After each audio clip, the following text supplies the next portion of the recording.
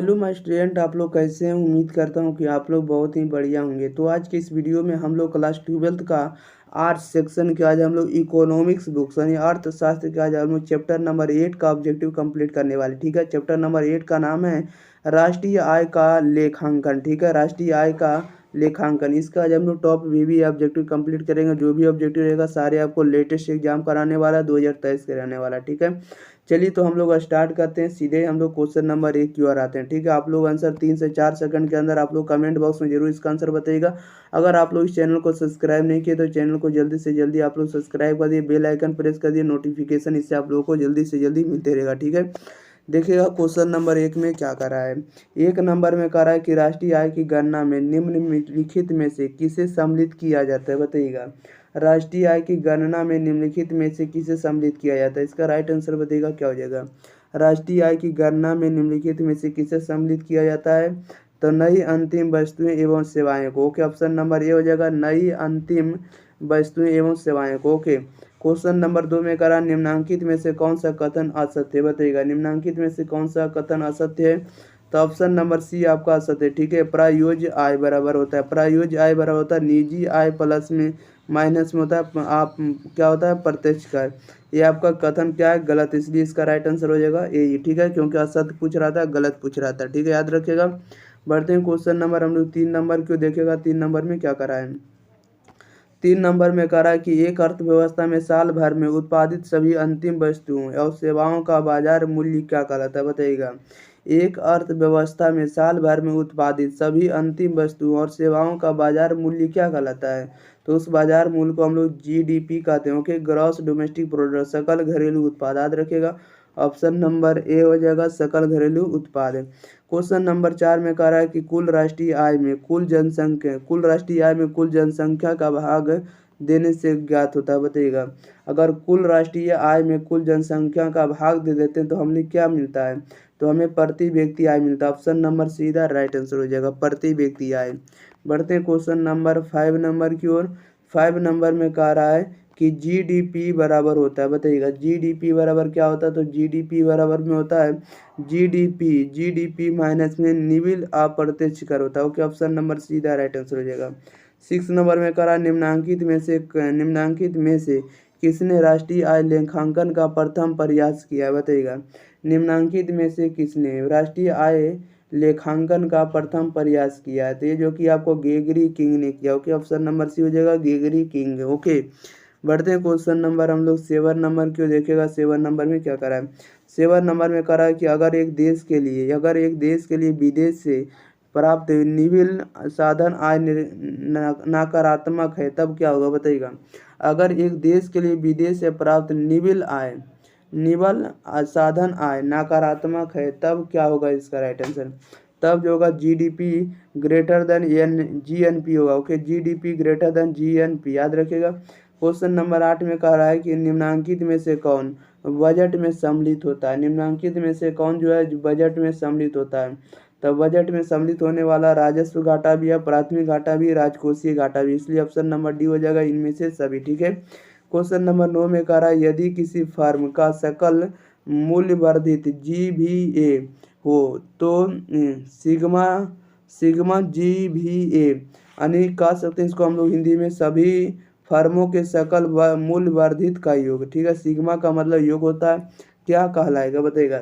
यदि किसी फर्म का सकल मूल्य वर्धित जीवीए हो तो सिग्मा जीवीए क्या कहलाएगा, इसका राइट आंसर आप लोग जल्दी जल्दी कमेंट बॉक्स में बताइए। इसका जो राइट आंसर होगा सकल घरेलू उत्पाद होगा, ऑप्शन नंबर बी इधर राइट आंसर होगा। ठीक है, याद रखिएगा आप लोग जल्दी जल्दी। ठीक है, चलिए तो हम लोग बढ़ते हैं क्वेश्चन नंबर सीधे देखिएगा 10 नंबर में।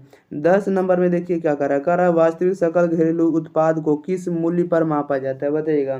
कह रहा है वास्तविक सकल घरेलू उत्पाद को किस मूल्य पर मापा जाता है, तो उसे हम लोग जो मापते हैं हम लोग स्थिर कीमतों पर मापते हैं और आधार वर्ष कीमतों पर। ओके, इसलिए इसका राइट आंसर हो जाएगा ऑप्शन नंबर डी, ए और बी दोनों पर। ठीक है, बढ़ते हैं क्वेश्चन नंबर हम लोग 11 नंबर में।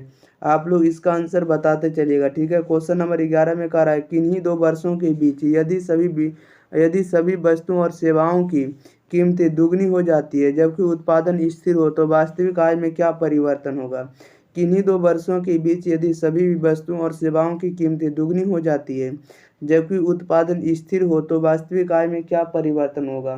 तो वास्तविक आय में क्या परिवर्तन होगा, तो आधा आय हो जाएगा। ठीक है, आय क्या हो जाएगा, आधा हो जाएगा। क्वेश्चन नंबर 12 में करा उत्पादन विधि द्वारा घरेलू उत्पाद की गणना किससे जोड़ते हैं, बताइएगा। उत्पादन विधि द्वारा कह रहा है कि उत्पादन विधि द्वारा घरेलू उत्पाद की गणना किससे जोड़ते हैं, इसका राइट आंसर बताइएगा। तो हम लोग उसे उत्पादन को जोड़ते हैं। ओके, ऑप्शन नंबर ए इधर राइट आंसर हो जाएगा, उत्पादन को। बढ़ते हैं क्वेश्चन नंबर हम लोग सीधे 13 नंबर में। देखिएगा 13 नंबर में क्या करा है, कह रहा है कि अर्थव्यवस्था के समस्त कारक अदायगी का योग क्या होता है, बताइएगा। अर्थव्यवस्था के समस्त कारक अदायगी का योग क्या होता है, तो अदायगी का योग राष्ट्रीय आय होता है। ऑप्शन नंबर ए इधर राइट आंसर हो जाएगा। 14 में करा निम्नलिखित में कौन क्षेत्र भारत की राष्ट्रीय आय में अधिकतम सहयोग देता है, बताइएगा। निम्नलिखित में से कौन क्षेत्र भारत की राष्ट्रीय आय में अधिकतम सहयोग देता है, तो ये आपको सेवाएं सहयोग देता है। ऑप्शन नंबर ए इधर राइट आंसर हो जाएगा। बढ़ते हैं क्वेश्चन नंबर हम लोग 15 नंबर की ओर। 15 नंबर में कह रहा है राष्ट्रीय आय व इसके अवयवों पर पुस्तक लिखी गई थी, बताइएगा। राष्ट्रीय आय व इसके अवयवों पर पुस्तक लिखी गई थी, इसका राइट आंसर बताइएगा क्या हो जाएगा। तो ये जो लिखी गई थी आपको साइमन कुजनेट्स लिखी थी। ओके, ऑप्शन नंबर ए हो जाएगा, साइमन कुजनेट्स, याद रखिएगा। 16 में कह रहा है निम्न में से कौन प्रत्यक्ष कर है, बताइएगा। निम्न में से कौन सा जो है प्रत्यक्ष कर है, तो आपको आयकर जो आपका प्रत्यक्ष कर। ओके, क्वेश्चन नंबर 17 में कह रहा राष्ट्रीय आय लेखांकन का मानक प्रारूप तैयार किया गया था, बताइएगा। राष्ट्रीय आय लेखांकन का मानक प्रारूप तैयार किया गया था, किनके द्वारा तैयार किया गया था, तो रिचर्ड स्टोन के द्वारा। ऑप्शन नंबर ए हो जाएगा, रिचर्ड स्टोन के द्वारा, याद रखिएगा। बढ़ते हैं क्वेश्चन नंबर हम लोग 18 नंबर क्यों, देखिएगा 18 नंबर में क्या करा है। 18 नंबर में कह रहा है घिसावट व्यय में निम्न में से किसमें सम्मिलित रहता है, बताइएगा। इसका राइट आंसर क्या हो जाएगा। घिसावट व्यय निम्न में से किसमें सम्मिलित रहता है, इसका राइट आंसर बताइएगा। तो ये जो आपको सम्मिलित रहता है जीएनपी में रहता है। ओके, ऑप्शन नंबर ए हो जाएगा, जीएनपी में। क्वेश्चन नंबर 19 में कह रहा है एनएनपी बराबर होता है, बताइएगा। एनएनपी बराबर होता है तो जीएनपी माइनस में घिसावट। ऑप्शन नंबर क्या हो जाएगा, जीएनपी जो होगा एमपी में क्या होगा, घिसावट होगा। ऑप्शन नंबर क्या हो जाएगा, ए हो जाएगा। क्वेश्चन नंबर 20 में करा सकल निवेश का भाग निम्न में से कौन सा नहीं है, बताइएगा। सकल निवेश का भाग निम्न में से कौन नहीं है, तो ऑप्शन नंबर इसका डी हो जाएगा। ठीक है, यानी घरेलू सीमा में पुरानी वस्तुओं का क्रय विक्रय, ये आपका क्या है, तो ये आपका सकल निवेश का भाग नहीं, याद रखिएगा। Option number D right answer हो जाएगा। आप लोग इस वीडियो को दोबारा से देख लीजिएगा, ठीक है। जितना भी वीडियो बता रहे हैं सारे को आप लोग रिपीट करते रहिएगा, तो नहीं भूलिएगा। क्वेश्चन नंबर 21 में कह रहा है कि सामूहिक आर्थिक क्रियाकलापों को मापने का आधार होता है, बताइएगा। सामूहिक आर्थिक क्रियाकलापों को मापने का आधार क्या होता है, तो सामूहिक आर्थिक क्रियाओं को मापने का जो आधार होता है ये आपको होता है आय का चक्रीय प्रवाह होता है। ओके, ऑप्शन नंबर बी हो जाएगा, आय का चक्रीय प्रवाह। क्वेश्चन नंबर 22 में करा जीएनपी आप सहायक मापता है, बताइएगा। जीएनपी आप सहायक मापता है, क्या मापता है, तो ये जो मापता है आपको सभी वस्तुओं व सेवाओं का औसत कीमत स्तर मापता है। ओके, जीएनपी अब सहायक मापता है, क्या मापता है, तो सभी वस्तुओं व सेवाओं का औसत कीमत स्तर को मापता है। ठीक है, ऑप्शन नंबर क्या होने वाला है, इसका राइट आंसर बी हो जाएगा। क्वेश्चन नंबर देखिएगा 23 में कह रहा निम्नलिखित में कौन सही है, इसका राइट आंसर बताइएगा। निम्नलिखित में से कौन सा सही है, तो ये जो सही ऑप्शन नंबर सी हो जाएगा, सही यानी एनएनपी बराबर होता है जीएनपी माइनस में घिसावट। ठीक है, option number C right answer हो जाएगा। एनएनपी बराबर होता है जीएनपी माइनस में घिसावट, याद रखिएगा। बढ़ते हैं क्वेश्चन नंबर हम लोग 24 नंबर के, ध्यान दिएगा 24 नंबर में क्या कर रहा है। नंबर 24 में कर रहा राष्ट्रीय आय तथा घरेलू साधन आय समान होती है जब क्या होती है, बताइएगा। राष्ट्रीय आय तथा घरेलू साधन आय समान होती है जब, यानी कब समान होती है, जब विदेशों से अर्जित शुद्ध साधन आय शून्य हो। ऑप्शन नंबर ए हो जाएगा, विदेशों से अर्जित शुद्ध साधन आय शून्य हो। क्वेश्चन नंबर 25 में कह रहा है कि निम्न में से कौन सा कथन सत्य है, निम्न में से कौन सा कथन सत्य है, तो ऑप्शन नंबर सी इसका सही राइट आंसर हो जाएगा। यानी कुल राष्ट्रीय उत्पाद बराबर होगा कुल राष्ट्रीय उत्पाद माइनस में घिसावट। ठीक है, कुल राष्ट्रीय उत्पाद बराबर होगा कुल राष्ट्रीय उत्पाद माइनस में घिसावट भी है, याद रखिएगा। बढ़ते हैं क्वेश्चन नंबर हम लोग 26 नंबर की ओर। 26 नंबर में कह रहा है कि राष्ट्रीय प्रायोज्य आय क्या है, बताइएगा। राष्ट्रीय प्रायोज्य आय जो होता है आपको जीएनपी एट एमपी प्लस में विदेशों से शुद्ध चालू अंतरण भूभाग होता है। ओके, ऑप्शन नंबर ए इसका राइट आंसर हो जाएगा। जीएनपी एट एमपी प्लस में विदेशों से शुद्ध चालू अंतरण भूभाग होता है। ओके, बढ़ते क्वेश्चन नंबर हम लोग 27 में। यदि किसी देश की विदेशी से प्राप्त निवल आय ऋणात्मक आया तो क्या होगा बताइएगा। कह रहा है यदि किसी देश की विदेशों से प्राप्त निवल आय निवेशों से आया ऋणात्मक है तो क्या होगा। तो इसका जो राइट आंसर होगा सकल घरेलू उत्पाद ग्रेटर देन होगा सकल राष्ट्रीय उत्पाद, यानी सकल घरेलू उत्पाद का जो मान बड़ा होगा सकल राष्ट्रीय उत्पाद से। ठीक है, बी इसका राइट आंसर हो जाएगा।